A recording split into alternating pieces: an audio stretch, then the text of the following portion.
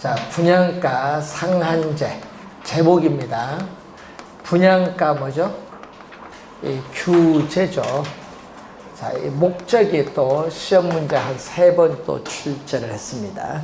이 주택 가격이 급등하고 있기 때문에 정부는 주택 가격을 안정시킬 목적으로 분양가 상한제를 실시하고 또 무주택자에게 신규 주택 구입 가격 부담을 완화시켜줄 목적으로 분양가 상한제를 실시합니다. 그래서 가격 통제 중 뭐라고 하죠? 최고란 말 쓰죠. 최고. 그래서 가격 통제 중 우리가 최고 가격제의 일종입니다. 자, 여러분이 저번 주에 임대료 규제를 배웠는데 그걸 그대로 염두에 두시면서 자, 우선 수요와 공급이 이제 교차하는 점은 뭐다? 균형. 교차하는 점은 균형인데 이때 시장에서의 균형 상태에서 형성되는 균형 가격을 시장 가격이라고 하고 여기는 균형, 우리가 거래량이 지금 주어져 있는 상태. 네? 균형 거래량입니다. 근데 이 가격이 너무 높기 때문에 이 가격보다 뭐한 수준에서 낮은 수준에서 뭐 한다? 규제를 한다. 이 규제 가격이 분양 가격의 상한선이에요. 상한선. 그래서 뭐라고 하죠? 상한 가격이라고 해요. 상한 가격 또는 최고 가격입니다. 자, 그러면은 그 1번 기억 지문 보세요. 이 분양가 상한제에 관한 설명 중 옳은 설명으로 묵힌 건데 장기적으로 민간의 신규 주택 공급을 위축시키죠. 자, 이 얘기입니다. 여러분이 이 가격 차이만큼 아파트를 분양받는 사람은 시세 차익, 전매 차익을 누리기 때문에 수요량은 뭐하죠?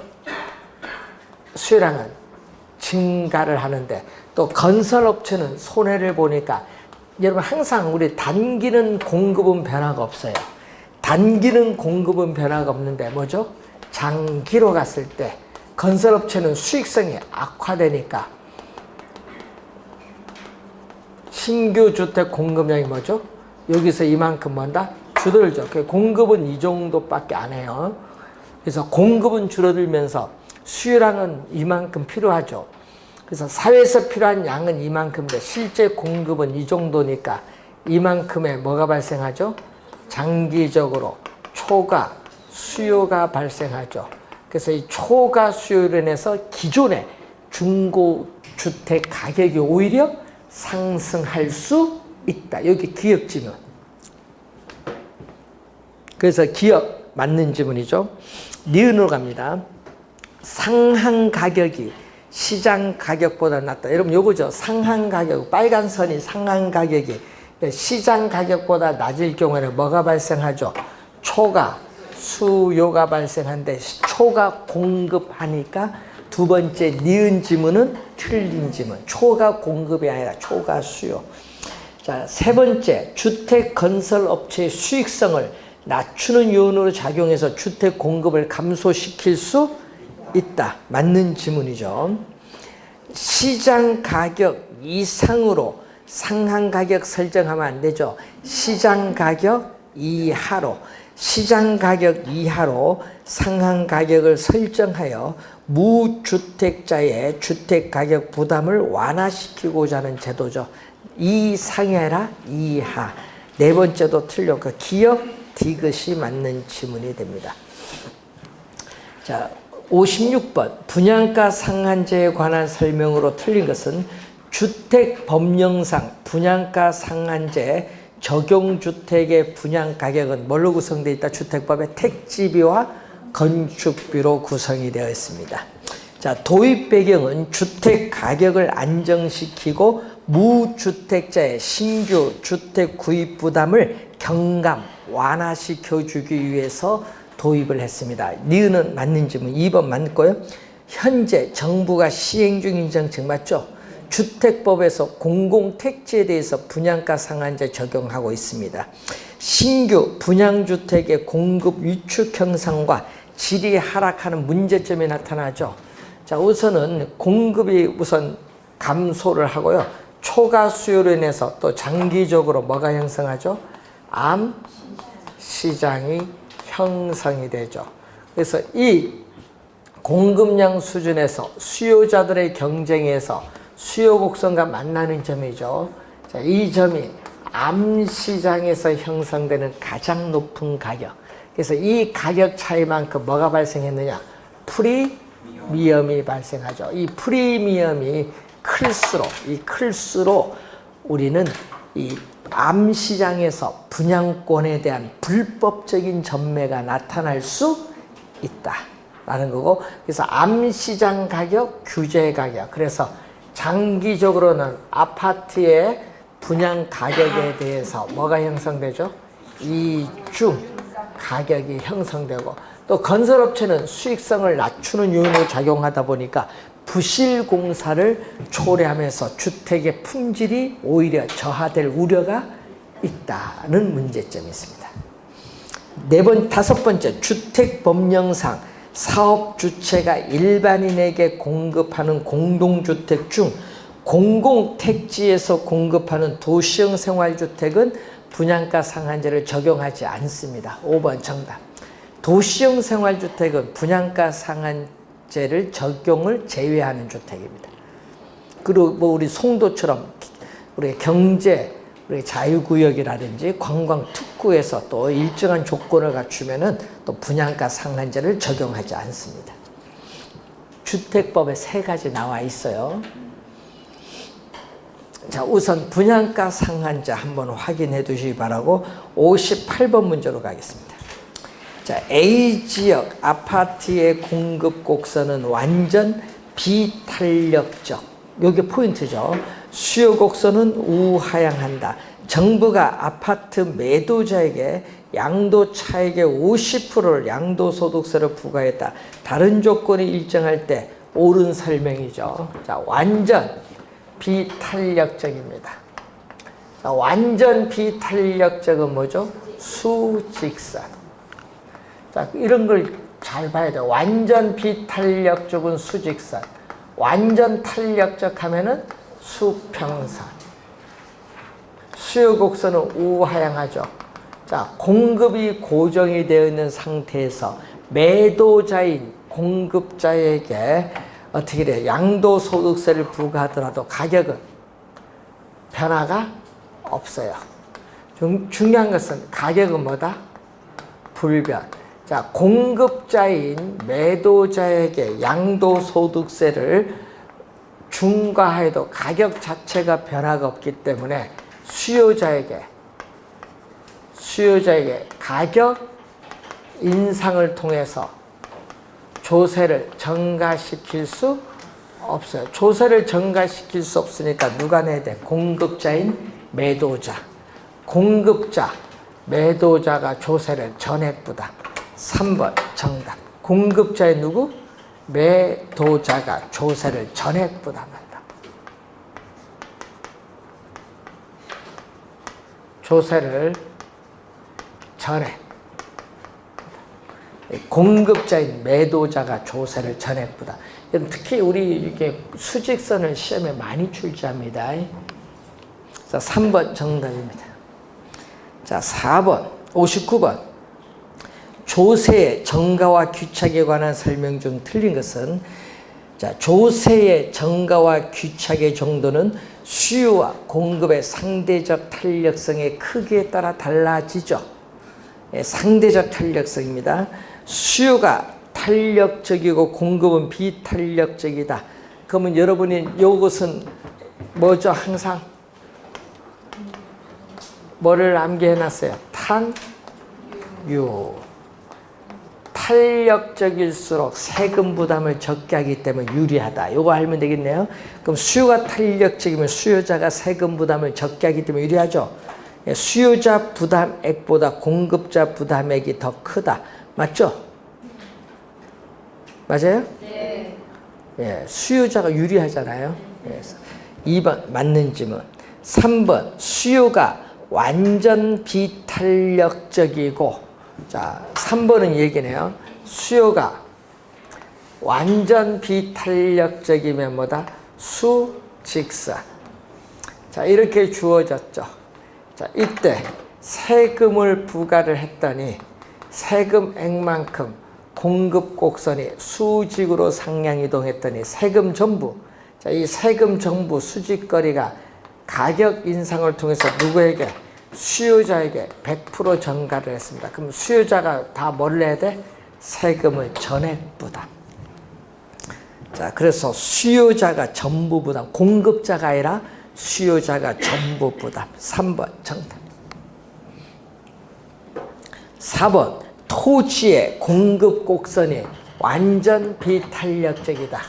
자, 토지의 공급 곡선이 완전 비탄력적일 때는 토지가 현재 이용되고 있는 용도에서 다른 용도로 옮겨가지 못합니다. 자, 토지 보유세를 세금을 부과하면은 공급량이 줄어드는데 세금을 부과하여도 부과되기 전과 마찬가지로 공급량은 변화가 없다. 토지 공급량은 뭐다? 불변이다. 토지 공급량은 불변일 때 우리는 공급량이 변화가 없기 때문에 우리는 시장에서 자원 배분의 왜곡을 초래하지 않는다. 이런 세금을 우리는 효율적인 세금이라고 하죠. 효율적 세금. 요거죠. 자원 배분의 왜곡을 초래하지 않는다. 이게 4번 설명. 5번 양도소득세를 중과하는 경우 공급의 동결 효과로 인해서 오히려 주택 가격이 상승할 수도 있다. 맞는지. 5번도 많이 나오는 지문이죠. 출제. 자, 60번. X제의 시장 수요 함수와 공급 함수가 주었다. 수요는 마이너스 기울기. 자, 수요는 마이너스 기울기. 공급은 수직선. 공급이 고정됐어. 왜? QS는 얼마? 300이니까. QS는 300 이렇게 고정이 된 완전 비탄력적인 수직선. 자, 이렇게 주었을 때 정부가 X제 한 단위당 100원의 세금을 소비자에게 부과한다. 자, 세금을 부과를 하게 되면은 경제적 순손실은 얼마냐? 세금을 부과하면은 어떻게 돼요? 세금을 부과하면 소비자에게 부과하면 소비자가 세금을 내야 되니까 소비자 잉여가 우리가 감소를 하겠죠. 얼마만큼 감소해? 예? 소비자 공급은 고정되니까 300에 뭐를 곱해주면 100원을 곱해주니까 얼마? X제 지금 300개 공급하고 있잖아요. 소비자 한 단위당 얼마? 한 단위당 100원이니까 얼마? 100에 300 곱하는 거 얼마? 3만 원이지. 그래서 소비자는 3만 원 정도 세금을 부담하니까 잉여는 뭐 한다? 감소합니다. 근데 소비자 잉여가 줄어든 만큼 그 3만 원이 정부에 뭐가 돼? 조세 수입이 돼요. 조세 수입. 그래서 공급이 고정된 상태에서 지금 여기 균형이잖아요. 균형에서 요 300에 얼마를? 요 100원이죠. 얼마? 단위당 100원이잖아요. 100원은 세금이니까 요 300개 100원 곱해준 여기 얼마야? 여기 얼마? 3만 원이죠. 요 3만 원 요게 소비자가 이만큼 어떻게 돼요? 세금 부담해서 잉여가 줄어드는데 이게 정부의 조세 수입이야. 소비자 잉여가 감소한 만큼 소비자가 이만큼 세금을 낸 만큼 이만큼 정부가 조세 수입으로 가져갔는데 뭐가 없다? 경제적 순손실은 없죠. 소비자가 부담하는 금액 전부 누가 가져갔어요? 정부가 가져갔고 공급은 변화가 없기 때문에 공급자는 어떻게 돼요? 공급은 변화가 없고 세금은 소비자가 내니까 소비자가 세금을 낸 만큼 정부의 조세 수입으로 전부 다 가져가기 때문에 경제적 순손실, 사회적 후생에 손실은 없어요. 제로. 경제적 순손실은 제로. 1번 정답. 경제적 순손실은 없다. 소비자가 세금을 낸 이 3만 원 이 금액을 정부가 조세 수입으로 가져가기 때문에 경제적 순손실은 없다. 경제적 순손실 우리가 배우셨던 용어입니다. 자, 임대주택 시장에서 우리는 임대주택에 대한 보유과세를 증가시킬 때 이러이러한 효과. 자, 61번 보면은 자, 임대주택 시장인데 임대인과 임차인이 절반씩 부담하니까 틀렸죠. 자, 여러분 다른 조건이 없죠? 다른 조건이 없으면은 수요 곡선은 일반적으로 뭐다? 우하향하고 공급 곡선은 일반적으로 우상향한다. 이렇게 보면 되겠죠. 뭐 다른 조건이 없으면 일반적인 경우를 묻는 내용이죠. 자, 이런 경우에 우리가 주어졌으면은 자, 이때 관련해서 이런 경우는 누가 아까 절반씩 부담하는 것이 아니라 뭐에 따라서 수요와 공급의 상대적 탄력성에 따라서 부담하는 금액이 달라지죠. 그러니까 절반씩 부담하니까 틀린 지문이고 2번 임대료에 대한 수요가 뭐가 되면 완전 탄력적. 자, 수요가 완전 탄력적이면 뭐가 돼? 수평선. 이때 재산세 상승분은 어떻게 돼요? 세금을 부과를 하면 세금액만큼 공급 곡선이 수직으로 상향 이동하는데 새로운 균형점에서 또 가격은 변화가 없죠. 가격이 변화가 없으면 누가 다 내야 돼? 자, 가격이 불변이면 누가 다 내야 돼? 공급자가 다 내야 돼. 그래서 임차인이 아니라 누구? 임대인. 공급자인 임대인이 전액 부담. 예? 그래서 누가 다 부담을 해야 돼? 여기는 공급자인 임대인이 전액 부담을 해야 돼. 2번 틀렸고 3번 임대주택에 재산세가 부과되면은 부과된 세금은 임대료 인상을 통해서 장기적으로 임차인에게 전가될 수 있다. 3번 질문은 잘 나는 질문이고 공공주택의 공급을 증대시키면 임차인이 세금을 부담하는 액은 기존보다 증가된다. 기존보다 증가된다 하니까 틀린 지문이죠. 여러분 공공주택 공급을 한번 볼까요? 자, 세금을 부과하면은 세금액만큼 공급 곡선이 수직으로 상향 이동해서 임대료가 이만큼 오르거든요. 그럼 정부가 공공임대주택을 공급하면은 어떻게 돼요? 임대료가 싼 이 공공주택으로 이동하니까 수요는 뭐가 돼? 수요는 점점 완만한 뭐가 돼? 탄력적이 돼요. 그러면은 요 새로운 빨간 것과 요 점이 만나는 임대인은 이렇게 임대료가 약간 올라요. 그래서 임차인에게 전가되는 부분을 적게 되니까 완화시킬 수 있어요. 그러니까 누가 된다? 임차인이 부담한 금액은 기존보다 뭐 한다? 감소하지. 증가되는 것이 아니라 감소한다. 빨간 액보다 이게 적잖아요. 감소한다. 4번 틀린 질문.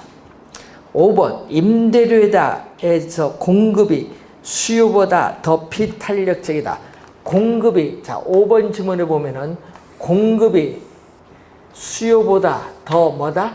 비탄력적 이렇게 주어졌죠. 그러면 수요가 탄력적이면 수요자가 세금을 부담을 적게 하기 때문에 뭐하다? 유리하다. 그럼 누가 많이 세금 내는 거? 공급자가 많이 부담해요. 자, 우선 재산세 상승분을 임대인보다 임차인이 더 크게 부담하는 것이 아니라 누가 많이 부담하는 거? 공급, 임대인이 더 많이 부담해요. 그래서 5번 틀린 질문. 그래서 탄유를 잘 알면 쉽게 됩니다. 자, 62번 문제.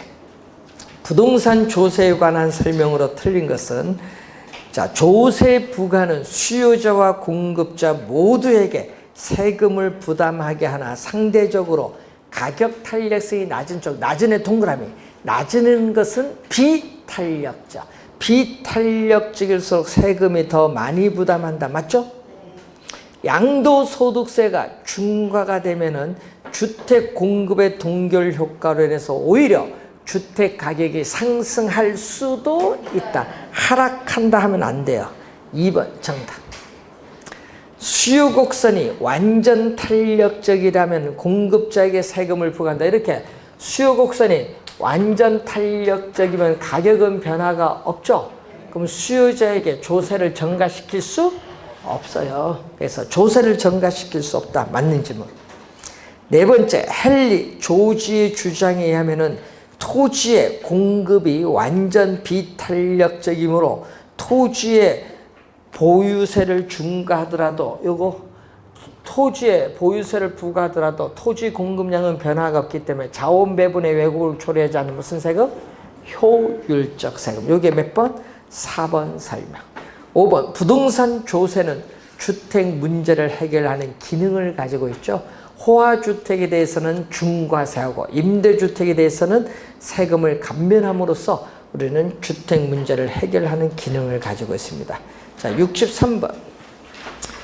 경제적 보유세 효과에 대한 설명 중 틀린 것은 헨리 조지는 토지에서 나오는 지대 수입을 100% 징세, 세금으로 징수할 경우 토지세 수입만으로 재정을 충당할 수 있다고 주장을 했죠.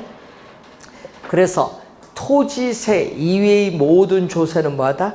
철폐하자. 그래서 토지세 이외에 모든 조세는 뭐다? 없애자. 철폐하자고 주장을 했죠. 이것을 우리는 뭐라고 하냐? 토지에 대한 뭐라고 하죠? 단일세. 토지 단일세를 뭐 했다? 주장. 1번 맞는 질문. 2번 토지 공급은 비탄력적이기 때문에 토지에 대한 보유세는 자원 배분 왜곡이 큰 비효율적 세금 하니까 2번이 틀렸죠. 자, 토지 공급은 뭐다? 완전 비탄력적. 토지 공급은 완전 비탄력적이기 때문에 토지 보유세를 부과하더라도 자원 배분의 왜곡이 초래하지 않는 효율적 세금이 돼요. 그래서 2번 정답. 3번 주택 수요자의 수요 곡선이 비탄력적이고, 자, 수요 곡선이 요 그림 요거 보면 되겠죠. 수요 곡선이 요게 뭐다? 비탄력적. 공급은 뭐다? 탄력적인 경우 어떻게 됐어? 재산세 부담은 누가 많이 부담해? 이때는 비탄력적인 수요자가 세금을 더 많이 부담해. 그래서 3번 맞고, 4번 임대주택인 경우 임대주택 공급 곡선, 요 그림 요거 임대주택 공급 곡선은 비탄력적이고 수요는 탄력적일 때는 누가 세금? 수요자가 세금을 적게 부담하죠. 네, 수요자가 세금을 적게 부담해요. 그래서 재산세가 임대인으로부터 임차인에게 전가되는 부분이 상대적으로 적죠. 왜? 수요자가 적게 세금 부담하니까 전가되는 부분이 작아요. 공공임대주택의 공급 확대 정책은 임대주택의 재산세가 임차인에게 전가되는 현상 완화의 동그라미. 아까 요 그림 공공주택이 공급되기 전에는 빨간 선만큼 임대료가 올랐는데 공공주택이 공급하니까 약간 올랐죠. 전가되는 부분을 낮추잖아요. 완화시켜준다. 임대료가 낮아지니까 완화시켜준다. 완화의 동그라미. 그 말의 의미를 그림을 보면서 어떤 의미인지 생각하시면 되겠습니다. 자, 64번. 주택 구입에 대한 거래세 인상에 대한 경제적 후생의 변화로 틀린 것은, 자, 수요 곡선이 공급 곡선에 비해서 더 탄력적이다. 수요가 탄력적이면 수요자가 세금을 적게 부담하고 반대로 공급자는 많이 부담합니다. 자, 공급이 수요 곡선에 비해서 더 탄력적이면 공급은 적게 부담하고 수요는 더 많이 부담. 그래서 1, 2번 맞는 질문. 1, 2번은 요거죠. 탄유. 늘 우선 항상 탄유. 요거 탄력적일수록 세금 부담을 적게 하기 때문에 유리하다. 3번. 수요자가 실질적으로 지불하는 금액은 어떻게 돼요? 자, 수요자가 실질적으로 지불하는 금액은 자, 이렇게 세금을 부과하면 세금액만큼 공급 곡선이 수직으로 상향 이동한대. 그러면 수요자가 실질적으로 지불하는 금액은 어떻게 돼요? 부과되기 전보다 높죠?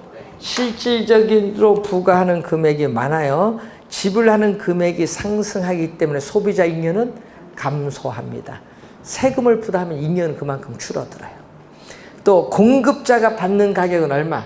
자, 여러분 그래서 공급자가 받는 가격은 세금을, 요 크기가 세금인데 세금을 납부하고 공급자가 받는 가격은 부가전 임대료보다 낮죠? 낮기 때문에 생산자도 세금을 또 부담하니까 잉여는 또 뭐한다? 감소. 세금 부담하니까 잉여는 줄어들어요. 그래서 4번 맞는 질문. 또 5번 거래세 인상에 의한 세 수입 증가분은 정부의 규소. 여러분 요거 소비자가 부담하고 누가 부담? 공급자가 부담하는 요 흰 부분 다 합친 거 요건 정부의 조세 수입인데 어느 부분? 이 노란 부분은 사회에서 없어지는 요게 바로 뭐가 돼? 경제적 순손실이 발생합니다. 이렇게 우하향하고 우상향을 하게 되면은 경제적 순손실이 발생을 해요. 5번 정답.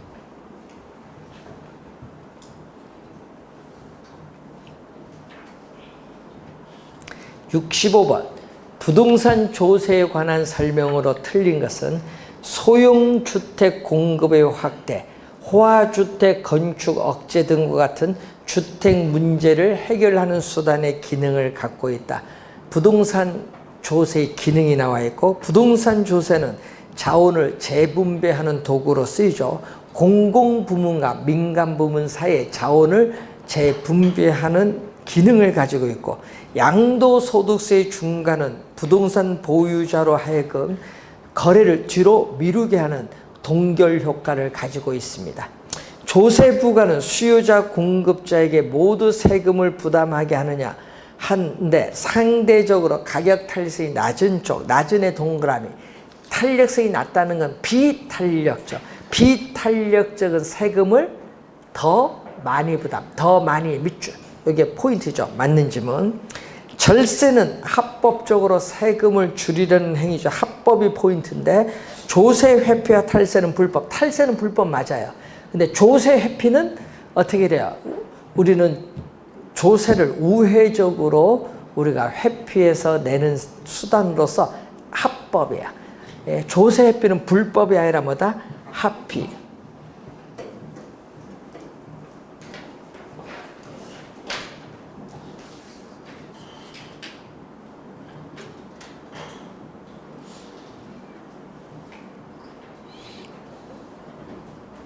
자, 66번. 정부에서 주택시장을 안정시키기 위해서 매도인에게 양도소득세를 중과하기로 했는데 수요의 가격 탄력성은 뭐다? 비탄력적. 한번 수요는 이렇게 비탄력적, 공급은 뭐다? 탄력적으로 주어졌다. 자, 이게 부가전이죠. 자, 부가전 균형인데 자, 양도소득세를 뭐 했어요? 중과를 했더니 공급 곡선이 세금액만큼 수직으로 상향 이동했죠. 자, 이렇게 되겠죠.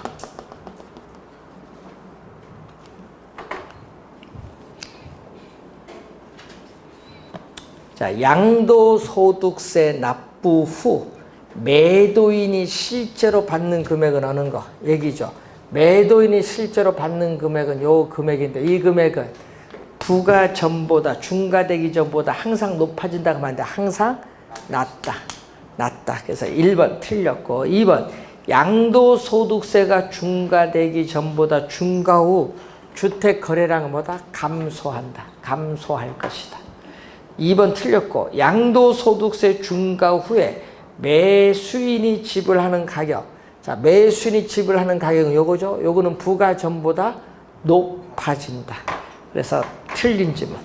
양도소득세의 중과 효과는 자, 매수인은 수요자인 매수인은 세금을 이렇게 많이 부담을 하고 공급자는 세금을 부담을 적게 하기 때문에 매수인이 많이 부담하니까 어떻게 돼요? 매수인이 많이 부담하죠. 그래서 매수인에게 더 크게 작용할 것이다. 맞는 질문. 4번 정답. 자, 매도인은 뭐다? 가격 변화에 있어서 민감하게 반응하죠. 탄력적이니까 탄력적은 가격 변화에 민감하게 반응하고 수요는 비탄력적이니까 가격 변화에 민감하게 반응하지 않는다. 5번 틀린 질문. 4번 정답. 자, 67번. 양도소득세의 중과세에 따르는 수요 공급의 변화에 관한 설명으로 틀린 것은 양도소득세의 중과세가 오히려 주택 가격을 상승시킨다는 양도소득세의 주택 공급 우리가 동결효과 이론도 있다. 있죠. 배웠잖아요. 자, 양도소득세의 중과세로 인해서 주택 가격의 상승 효과가 나타나는 이유는 미래에 장래시장에 공급되는 주택의 수가 줄어서 주택 공급 여건이 나빠질 것이라는 예상 때문에 그렇죠. 왜? 주택을 처분하면 세금 많이 내니까 처분을 하지 않으려고 하죠.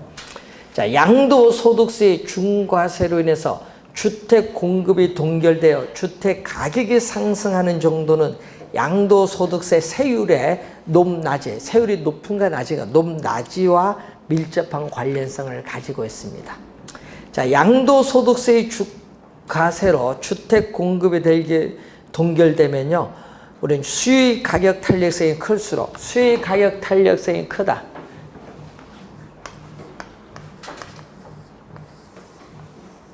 자, 수익 가격 탄력성이 크면 뭐다?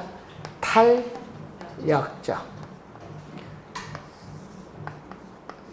작으면 비탄력적.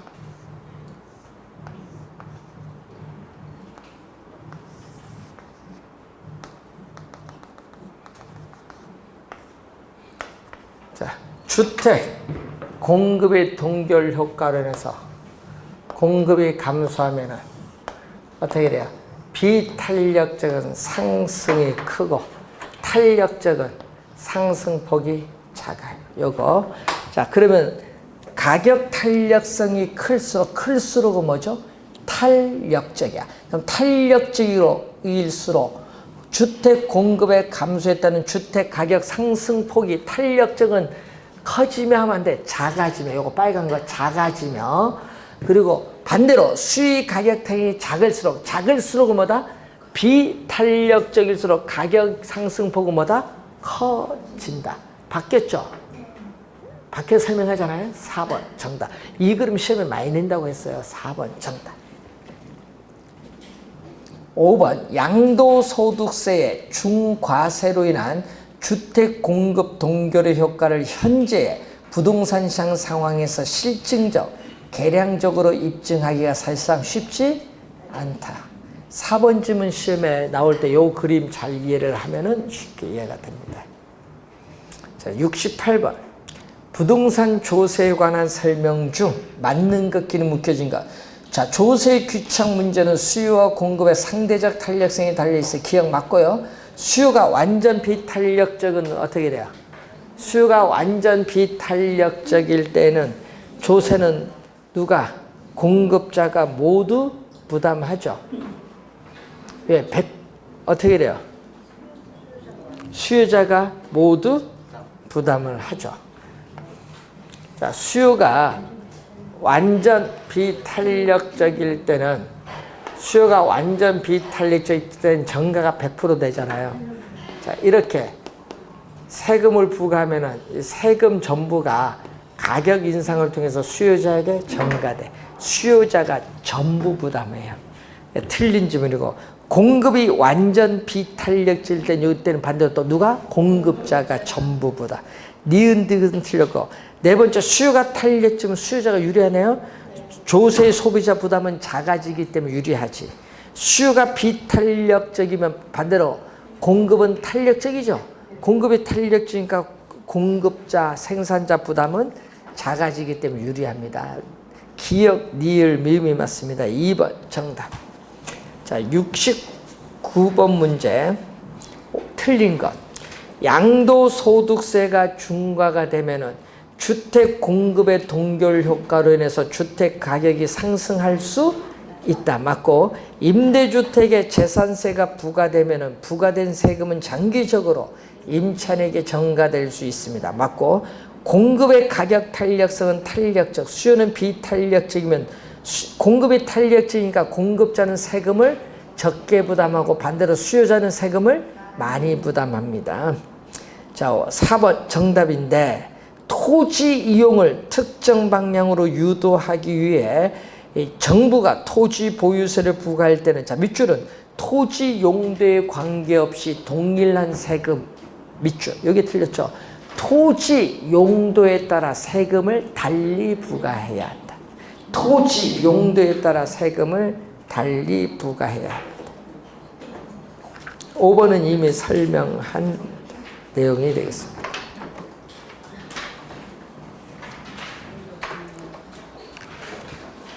조세정책 원래 한 문제 출제가 되는 부분이 되겠습니다.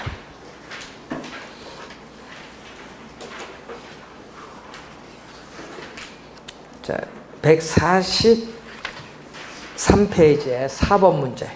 도시 스프롤 형상에 관한 설명으로 틀린 것.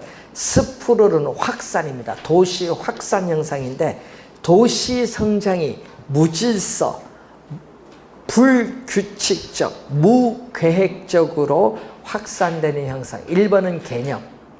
2번 도시 중심부의 오래된 상업지역과 주거지역에서 집중적으로 발생하는 거 틀렸죠.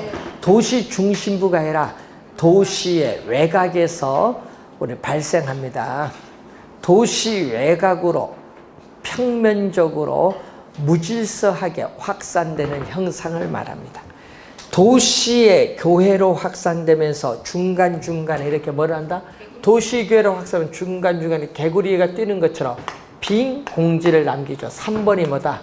3번 지문이 스프롤의 유형 중에서로 개구리 뜀뛰기 개발이야. 3번은 개구리 뜀뛰기 개발. 4번 스프롤 형상이 발생한 지역의 토지는 토지의 최유효용으로부터 괴리되기 때문에 나타납니다. 괴리되기 때문에 나타나는 형상. 간선도를 따라서 확산이 전개되는 형상. 5번도 스프롤의 유형. 5번도 스프롤의 유형. 3번, 5번 지문은 스프롤의 유형이 나타나죠. 그래서 지가의 수준은 지역의 특성에 따라 다르지만 일반적으로 표준적 수준 이하를 의미합니다. 자, 스프롤이라는 용어가 좀 어려워서 가끔 지문 속에 나올 수도 있어요. 자, 6번 문제. 자, 부동산 개발이 다음과 같은 5단계만 진행된다. 이건 부동산 개발 과정 순서인데 누구 얘기야? 이것도 월포드지 뭐. 하여튼 우리는 월포드 얘기는 시험에 많이 나옵니다. 자, 월포드는 부동산 개발은 뭐죠? 이 인간의 노동, 토지, 자본, 기업까지 능력이 우리가 어떻게 결합한 과정을 뭐라고 해? 부동산 개발인데 항상 먼저 뭐부터? 구상부터. 구상 아이디어 단계. 두 번째는 중요한 게 두 번째인데 예비적 타당성 분석 단계. 예비적은 정밀하게 분석하는 것이 아니라 우리는 개발로부터 미래에 예상되는 현금 수입 지출을 계략적으로 계산합니다. 그래서 수익성을 검토했더니 수익성이 있으면 적정한 부지를 무엇에 확보하는 부지 구입 단계. 네 번째는 정밀하게 분석하는 타당성 분석 단계. 다섯 번째는 금융 단계. 여섯 번째는 택지를 조성하는 건설 단계. 일곱 번째는 조성된 택지를 분양하는 마케팅 단계. 그 순서를 한번 보는 건데 제일 먼저 디귿이 와야 돼. 구상 단계. 그 다음에 예비적 타당성 분석이 두 번째 와야 돼. 그러면은 1번 아니면 2번이 정답인데 그 중에 또 니은이 오니까 1번이 바로 정답. 뭐 다른 거 읽어볼 필요 없지. 순서 찾을 때. 먼저 찾아놓고 이렇게 확인해 보시면 돼요. 자, 7번 문제로 갑니다. 도시 및 부동산 개발에 관한 설명으로 틀린 것은 부동산 개발업의 관리 및 육성에 관한 법령. 요 법이 시험에 또 많이 나오잖아요. 요 법.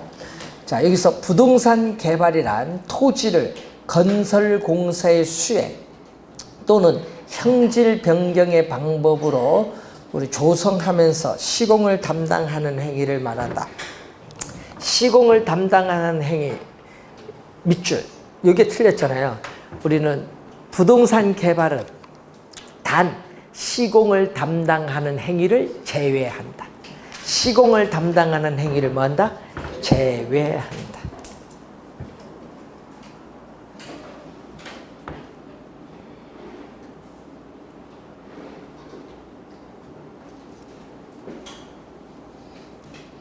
자, 부동산 개발업의 관리 및 육성에 관한 법령상 부동산 개발업. 요거는 또 2년, 요것도 3년 전에 출제했었죠. 타인에게 공급할 목적으로 부동산 개발을 수행하는 업. 28회 시험에 출제된 내용이죠. 그러니까 여러분 1번, 2번은요, 시험에 많이 출제되는 지문이에요.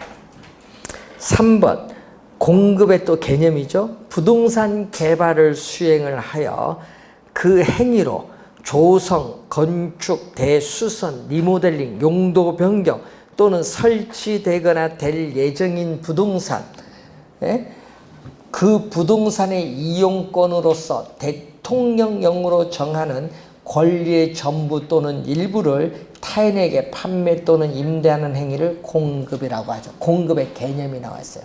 그러니까 1번, 3번, 1, 2, 3번은요. 부동산 개발, 부동산 개발업 공급의 개념을 이제 묻고 있고, 자, 도시개발법령상 도시개발사업이란 도시개발구역에서 주거, 상업, 산업, 유통, 정보통신, 생태, 문화, 보건 및 복지 등의 기능 있는 단지 또는 시가지를 조성하기 위해서 시행하는 사업을 말한다. 개념이 나와 있고, 도시 및 주거환경 정비 법령상 건축물이 훼손되거나 일부가 멸실되어 붕괴 또는 그 밖에 안전사고의 우려가 있는 건축물은 노후 불량 건축물에 해당한다. 또 개념이 나와 있습니다.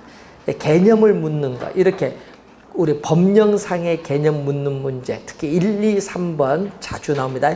부동산 개발업의 관리 및 육성에 관한 법률이 또 자주 출제되고 있다.